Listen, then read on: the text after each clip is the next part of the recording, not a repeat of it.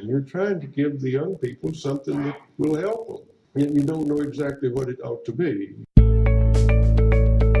Welcome to the Teach Thought Podcast. Our mission is to rethink what's possible, teaching and learning in a modern context. Join your classroom to the Teach Thought movement and be a part of the change. Hello and welcome to the Teach Thought Podcast, where we grow teachers. I'm Drew Perkins, Director of Professional Development here at Teach Thought, and if you are interested in Teach Thought Professional Development Services, you can email us at grow@teachthought.com. You can find us on the web at teachthought.com/professional development, and we're on Twitter at teachthoughtpd. Today, I talked with Warren Berger, the author of A More Beautiful Question, the book, and of course the website, amorebeautifulquestion.com. We talked about questions and questioning, how that leads to innovation and creativity, and I asked him what his favorite question that he'd heard recently was. Hope you enjoy. Hi, Warren, and welcome to the Teach Thought Podcast. I'd like to have you say hello and introduce yourself and tell us a little bit about yourself. Sure. I'm Warren Berger. It's great to be with you. I am the author of the book, A More Beautiful Question, and also the website that goes with that, amorebeautifulquestion.com, which I invite people to visit. And basically, I'm all about questioning. It's what I'm studying, writing about, and talking about these days. How did you get to questioning? I'm a big fan of yours. I love the book. I talk about the book with teachers and where I do professional development. I recommend it. It has led me to the Right Question Institute and their question formulation technique and some other things. But I think on your website, as I was looking at you call yourself a questionologist. Is that right? Yes, that's right. Yeah, right. Have it's fun a made-up with term. Yeah. Well, I've been dealing with questions my whole career, because as a journalist, really your primary tool is, or one of your primary tools is the question.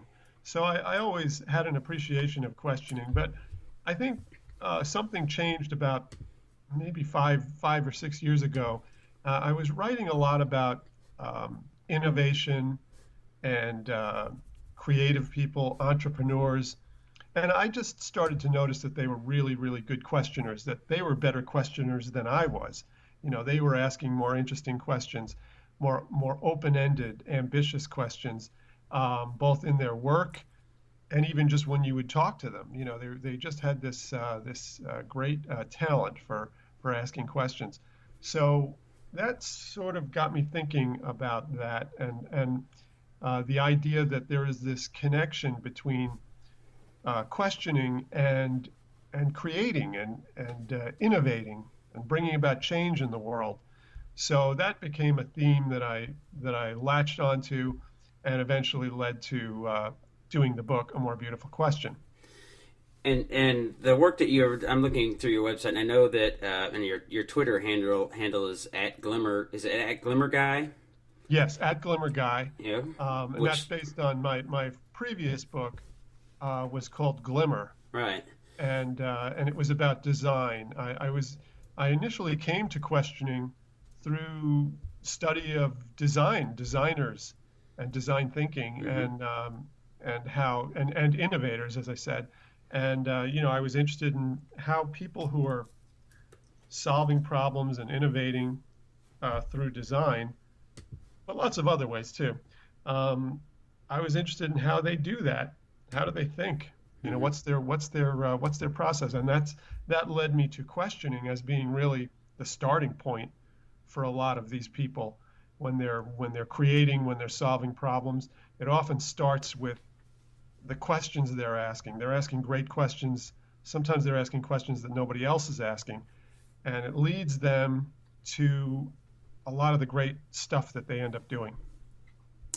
Yeah, it's funny. I was actually working with some teachers and elementary teachers this week, and around project-based learning, and we were developing projects, and of course, inquiry and questions are tantamount to really great project-based learning.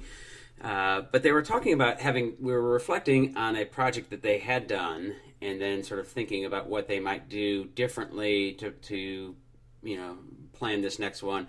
And it was interesting. We got into what I call is the science of teaching, and then the art of teaching. I mean, there's a lot of science that comes from asking and designing work around a great question and planning it out and all of that. But then the best laid plans go awry, and sort of it seems to me like the art of teaching comes when you know how to ask great questions, when to ask great questions, and sort of how to sort of find that little cutting edge that allows for productive struggle and moves people forward in a way that gives them sort of profound thoughts. And I think that's a really big piece of great teaching and facilitating. And have you? I know you do a lot of work with businesses and in the corporate world. How much work or what have you seen in classrooms? I know we've talked about Right Question Institute and QFT, but good examples of questioning in schools or any kind of talk about that? Yeah, well, first of all, one of the points you were making there is interesting. The idea of the sort of the science of teaching and having certain questions that are understood to be very effective. And I think that's really important. Sort of the essential questions, right? Right. Having some of those at hand. But the one of the big issues with questioning is, to do it really effectively, you really don't want to be working off a list. Right. And I think that's one of the big things that I've learned. And actually, it was an interesting thing that the Right Question Institute learned when they were first developing their questioning model. They were trying to help parents initially they were trying to help parents to deal with issues in school, so that parents would know how to ask teachers the right questions and school administrators the right questions so they could solve problems that might be going on with their kids. And they found that when they gave the parents a list of prepared questions, it just didn't work, because Right. somehow the conversation would always go off script, or it would go in a direction that wasn't anticipated. And then the people would be left with this list of questions and they didn't know what to do, So the big learning for them, and I think this is a learning that all of us can share, is that it's really great to have a list of questions and to have these important questions that you need to cover. And I do that as a journalist all the time when I'm interviewing people. But part of the skill of being a good questioner is to be able to do it on the fly, to be able to come up with good questions based on what you're learning as you go, or what you're seeing, or the situation.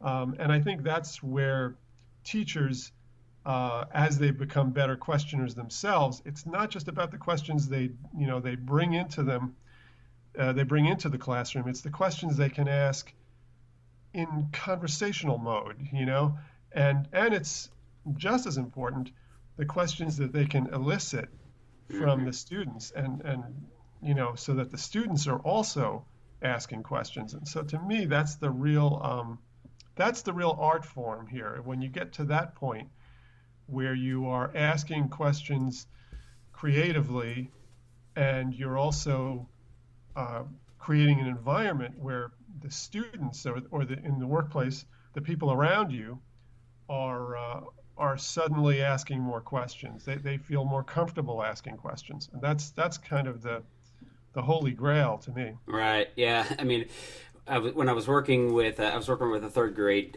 group on Tuesday, and these teachers, they said, and it really was sort of, I told them, I jokingly said, it's sort of be still my heart. They said that this is they're in their second year of project-based learning work and growth and that trajectory paradigm shift. And they said, the projects that we've done have had success in some areas, and we still have lots of room for growth. But the big takeaway, and I always, almost every time I do a workshop, say the biggest takeaway and the biggest impact I think we can have with this is the change, the shift to more inquiry in classrooms. So they say, boy, we're asking better questions, and we're really thinking about our work differently. And the kids are asking questions even when we're not doing a project. and they were just energized. They were excited, and it's like, and literally I joked. I said, "Be still, my heart." You have sort of, you're getting at that Holy Grail, right?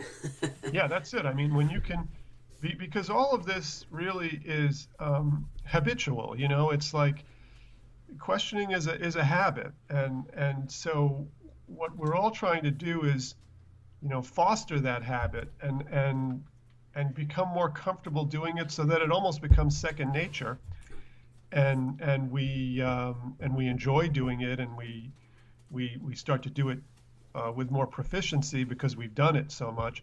And I think that's the way this works. And the starting point to me is you have to create an environment where where there's going to be more questions kind of flying around, and people feel comfortable with that. And then as you do that, I think just by the fact that the habit is being exercised more, people are going to get better at it. Right. So let me ask you what I think is a question, a very compelling question, and I'm curious because you're not an educator per se, but obviously working doing the work that you do. If I asked you what is the purpose of school, what do you think from your perspective? How do you answer that? And what is the purpose of school? Yeah, it's probably different. The answer is probably going to be different for different people. For some people, it's going to have to do more. Maybe it'll lean more heavily on personal enrichment, and a sense of fulfillment. And for other people, it may be more about preparing you for a career or what you're going to do with your life. And for lots of us, it's probably some balance of the two. It's part of it is just becoming a more learned person, and the value of that in and of itself. And then another part of it is practical. Preparing for what you're going to need to flourish in the society. In terms of your career and your skills and all of that sort of thing. So I think it's the answer to that depends on the individual, but it's usually going to be some balance of those two factors. Interesting. And as you think about school over your lifetime, which has changed, but it's also not changed. I mean, we have cycles and fads come around. I don't know where you went to school. I went to school in Michigan, and Common Core obviously wasn't around. There was testing, but there wasn't testing the way we have it now.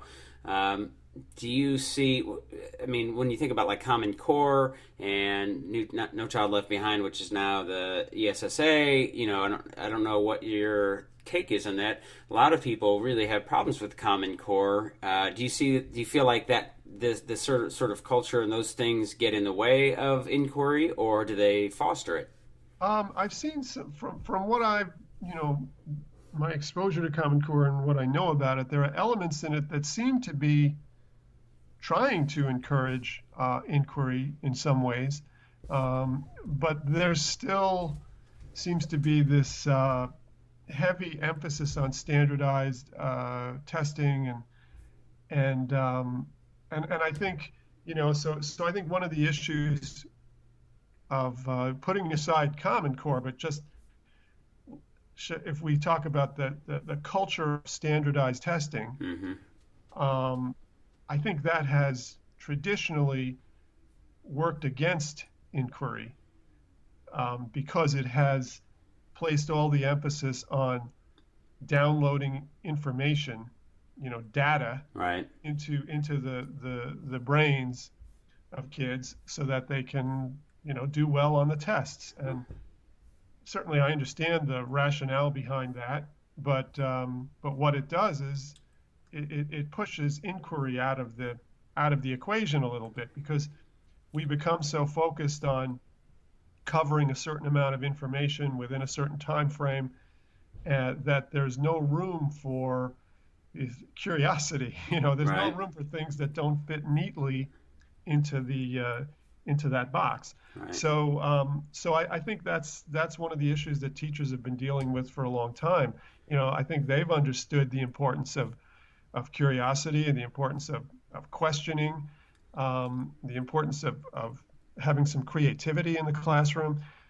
They've understood all that, but they have trouble reconciling that with the demands of the standardized testing system, which requires that they do X, Y, and Z, and doesn't leave a lot of room sometimes for doing other things or for asking bigger questions or what have you.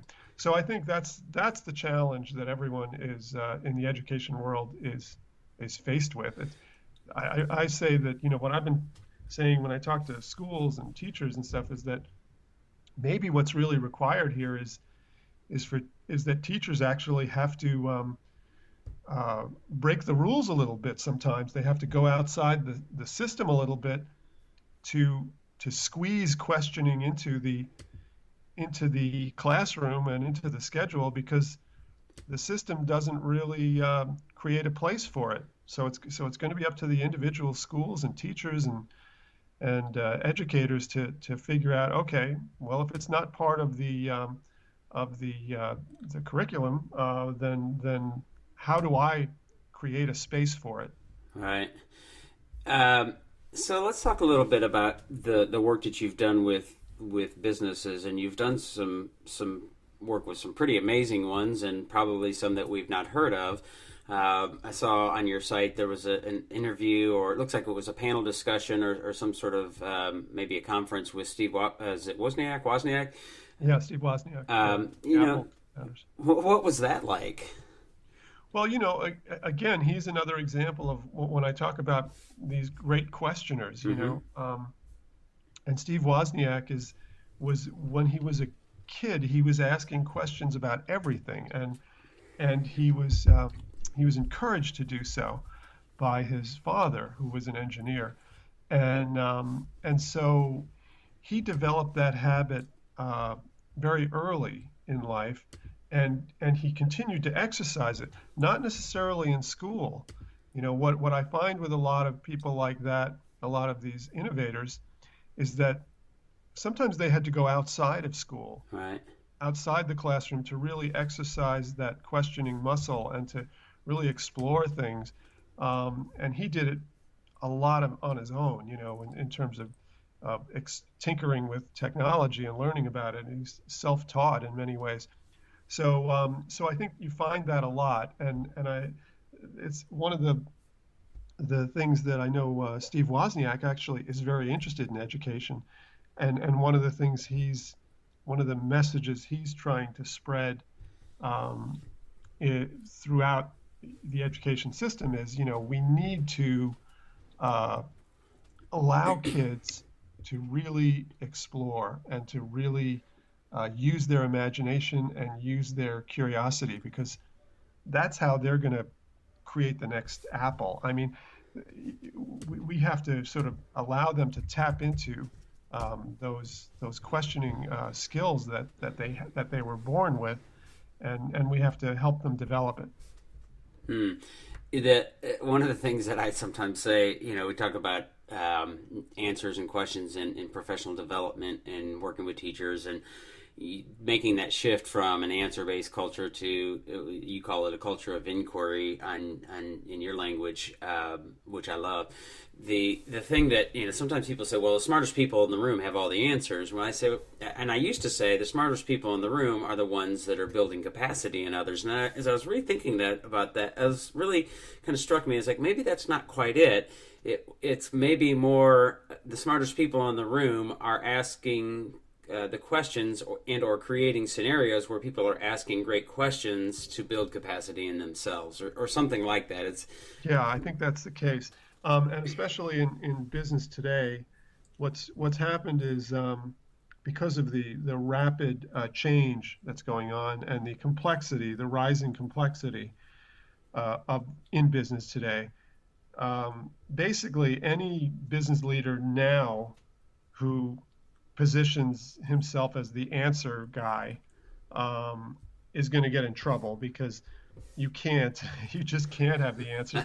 The situations are way too complex, and they're changing much too quickly right, for anyone to position themselves as the expert, the comfortable expert.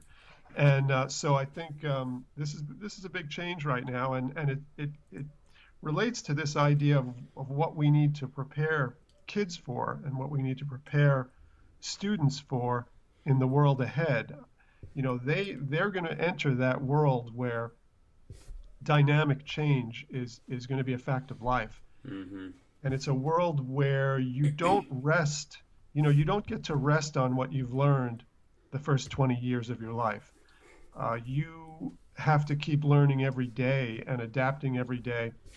So I think this brings us back to the idea that you better be comfortable asking questions, and you better know how to do it pretty well, because you're going to have to do it your whole life, even more than people did in the past. I mean, sure, questioning was always important, Right.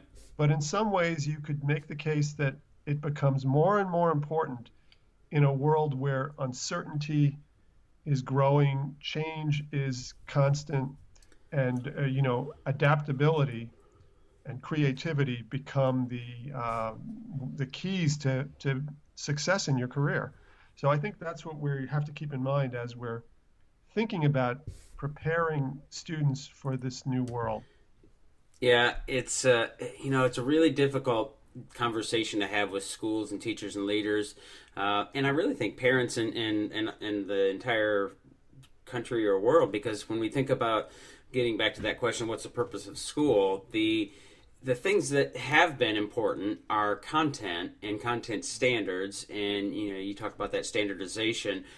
And one of my favorite blog pieces on Teach Thought, one of the things that we're really committed to trying to affect change around is, are we teaching content or are we teaching thought? And that blog piece, I think, does a really nice job of getting at what that shift probably needs to happen, that instead of teaching content and hoping our students are doing some good thinking, what if we taught thinking and then content came along with it, and going deep instead of broad? It's a hard discussion, because when we're talking about that shift, I know that teachers have the accountability, they have testing, they have scores, and that is a scary thing.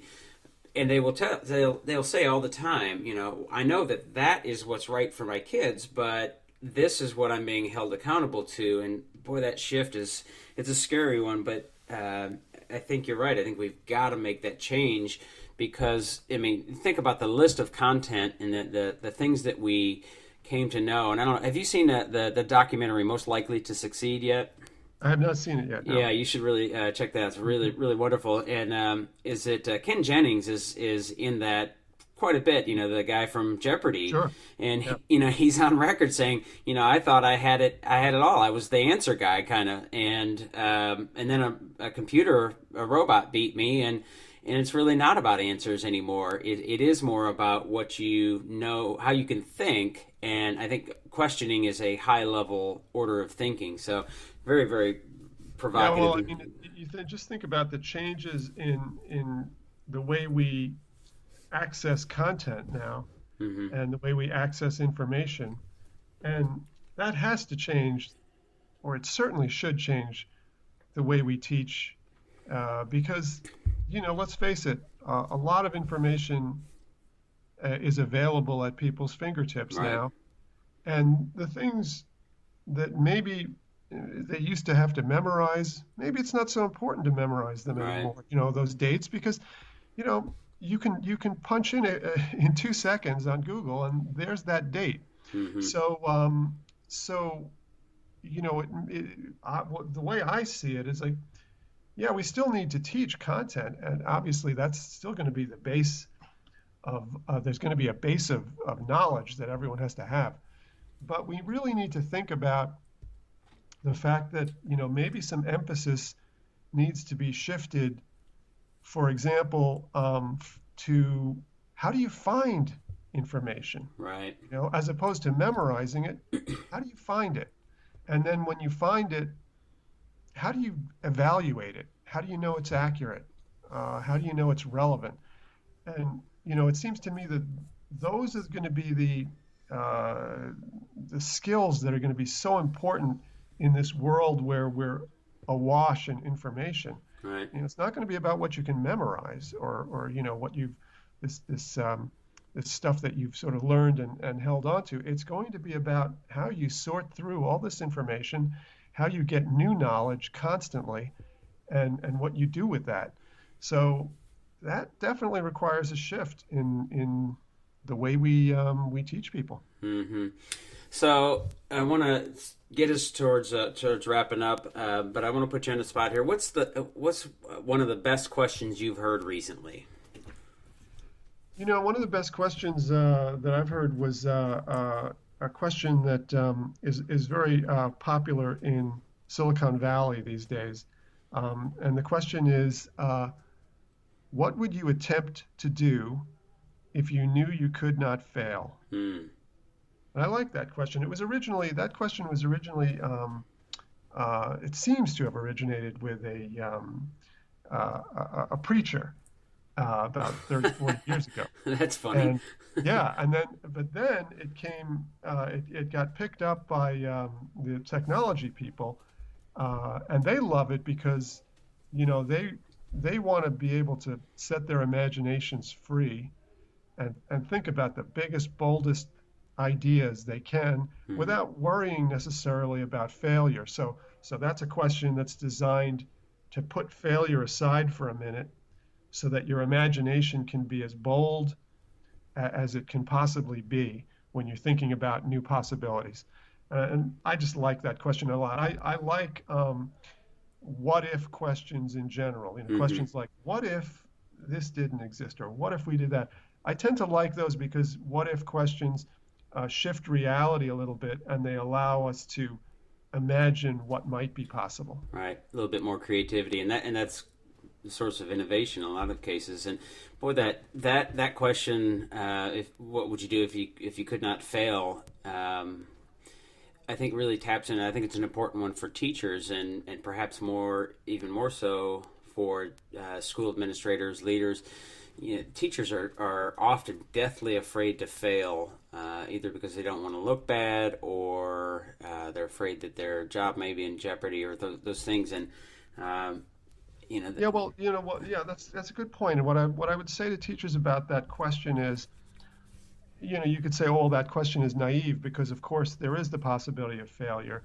But what you do with that question is you allow yourself to identify what it is you really would like to do. Right. Now then you may have to scale it back, because of course there is the reality of a potential failure that we all have to deal with. So maybe you can't do the biggest, boldest thing, but it's good to identify what that is, because that's the thing you're after. That's the thing you really want. And if you can identify that, well, then maybe you then bring the possibility of failure into the picture. You sort of make some kind of a compromise, or you maybe scale back the grandest vision a little bit. But at least you should start out with that big vision, so you know kind of what you're after. Yeah, it gives a more clarity to the sense of purpose, which is one of the things that in project-based learning I really work to try to make sure folks are clear about, what's the product, what's the purpose, who's the audience. But then as a school, one of the questions we like to ask is, what is your ideal school, and what are the characteristics and traits? And so let's get that out there so that we have a target to shoot for, and then build professional development and systems and curriculum and all of those things that make that happen, or help make that happen. And maybe it's, what would your ideal school be if you could not fail? Maybe I'll add to that. Exactly. And then a good follow-up to asking those kinds of questions is always I love questions that begin with how might we. Mm-hmm. So when you identify that beautiful school in your vision, then you want to start asking how might we questions. How might we take the first steps toward that? Right. And how might we do some of the things that school would do within the constraints that we have to deal with in our real world. Right. So I always recommend using how might we questions to move forward on a vision. Yeah, absolutely. So the website, the book is A More Beautiful Question, and I can't recommend it enough for those folks listening. Buy it, read it, highlight it, put it in your library. It's one of the books that I think really help people think and ideate in a profound way. And as an educator or non-educator, I can't recommend it enough. The website is amorebeautifulquestion.com. You do some writing for publications, as well as you said you're starting work and thinking about the new book. Where are we going with that? I'm going to stay with questioning. As in the past, I used to write a book about something and then I would move on to something else. But I have gotten so interested in questioning, and I think it's such a deep and important subject that I feel like there are different directions I can now take this in and go a little deeper into it. And I feel like I should do that. I'm really, in a way, I'm just trying to answer my own beautiful question, You're which is selfish. Yeah, I mean, it's about how might I, kind of spread this idea of questioning a little further, and how might I keep the momentum going. And so that's what I will be looking at in my second book. I'm working out the exact details of what that will be, that next version of it, but it's definitely going to be continuing this exploration of the power of questioning. That's great. And you're still doing writing for publications. I came across you, I think, in Wired magazine or Fast Company, maybe. Yeah, I do writing for Fast Company and Harvard Business Review, and a few other publications. So I will generally, that as my way of working is, I'll be working on a big project like a book, and then as I'm coming up with ideas for that book, I'm writing pieces about it for publications. So it works out pretty well. Right. Okay. Well, great. I appreciate you being on with us today, and I can't again. I mean, I think the book is wonderful, and I'm looking forward to the new one. And the idea of inquiry and questioning is so near and dear to my heart. So I'm looking forward to seeing where that goes. So thank you all there. Thank you so much for joining us, and to the listeners, thank you, and happy holidays. Thanks. It's good to talk to you, Drew. Thank you. Thanks, Warren. That'll do it for today. Thanks for listening. If you didn't hate it, please give us a quick review on iTunes. We record weekly and sometimes multiple episodes per week. Questions? Email us at podcast@teachthought.com or find us on the Teach Thought Twitter account @TeachThought.